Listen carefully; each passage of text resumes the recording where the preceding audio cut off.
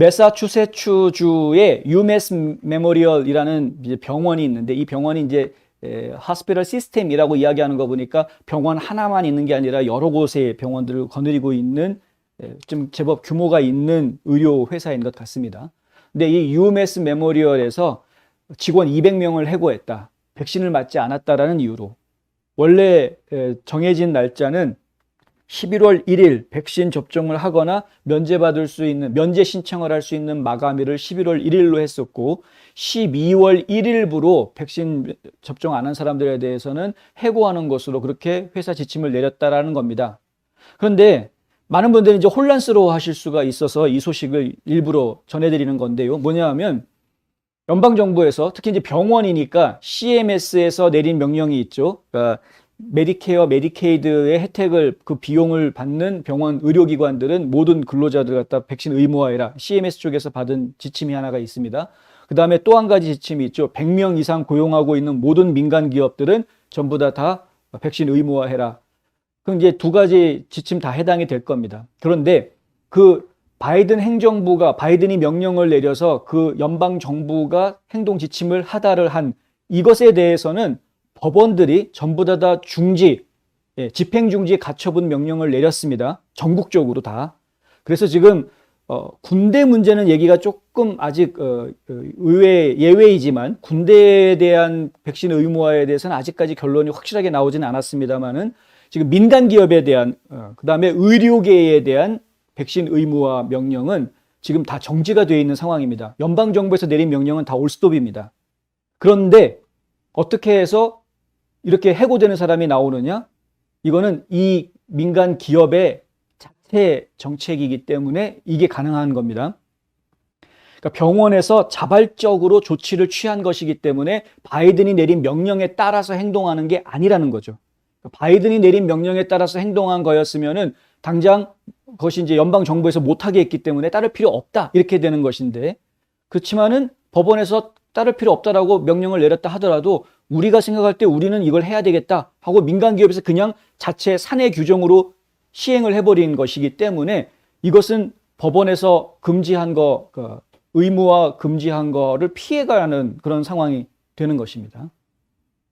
안타깝지만은 이 병원에서 일하고 있었던 해고된 직원들은 직장 선택을 잘못한 탓을 할 수밖에 없는, 내가 직장을 잘못 골랐구나, 이 탓을 할 수밖에 없는 그런 상황이 돼버렸습니다. 물론 이 직원들이 소송을 할 수가 있죠. 소송을 할 수가 있습니다. 이 직원들이 민사소송 제기를 할 수가 있는데, 왜냐하면 이 백신 의무화라는 것 자체가 일단은 비헌법적이고 고용법에, 연방 고용법에 어긋나는 부분이 있고 여러 가지 법적인 문제들이 있는 것이기 때문에 이것에 대해서 해고된 직원들이 부당 해고로 소송을 할 수 있을 겁니다, 분명히. 그렇게 소송을 제기했는지에 대해서는 아직 보도가 나오지 않고 있습니다. 이제 당장 먹고 살아야 되는 생계가 끊겨져 있는 직원들 입장에서는 새로운 일거리 찾기 바쁘겠죠. 거기 뭐 당장 또 어디 가가지고 소송 걸고 변호사 구하고 이럴 생활적 여유가 있는 분들이 과연 있을지 잘 모르겠습니다만, 하여튼 이런 문제들이 분명히 법원에서는 연방정부의 명령을 멈추게 했는데도 불구하고 이렇게 민간 기업들 단위로는 이런 일들이 벌어질 수 있다. 그것은 법원의 명령과는 또 다른 이야기다라는 이야기를 좀 전해드립니다. 혼란스러우실 것 같아서 이 보도를 일부러 해드리는 것이니까요. 지금 이해가 좀 되셨기를 바라고요.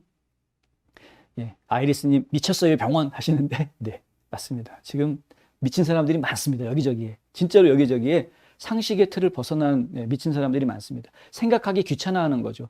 조금만 생각해 보면 어떤 게 옳은 것인지 알 텐데 생각하는 걸 귀찮아하는 겁니다. 그냥 하라는 대로 하고, 그게 좋다는데 왜 안 해? 막 이런 식으로 생각 자체를 안 하려고 하는 상당히 안타까운 부분이 있다. 네.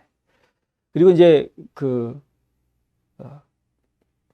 어떤 분들은 이제 왜 한국에서 교회발 코로나 바이러스 얘기는 계속 나오는데 성당발 코로나 바이러스 얘기는 왜 안 나오느냐, 이런 질문 하시는 분도 계시더라고요.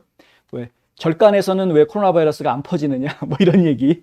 근데 제가 좀 나름대로 궁색한 설명을 드리자면, 천주교 같은 경우에는 중앙 통제가 가능한 구조라서, 뭐 교황청이라든가 뭐 예수회라든가 이렇게 중앙 집권적으로 통제가 좀 가능한 구조이기 때문에 명령을 한번 이렇게 어디선가 내려주면은 알아서 움직일 수 있는 시스템이 구조적으로 좀 돼 있죠.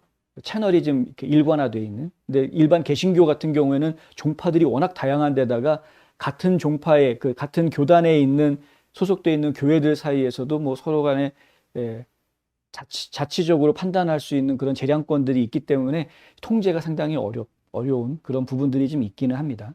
그것이 이유인지는 모르겠습니다만은 하여간 이 코로나 바이러스를 통제하면서 자꾸 종교 탄압의 냄새를 풍기는 것에 대해서는 저희는 굉장히 좀 부담스럽다.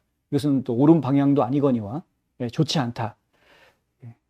음모를 저희가 자꾸 느끼는 입장이다. 이 얘기도 또 안 해드릴 수가 없는 상황이다.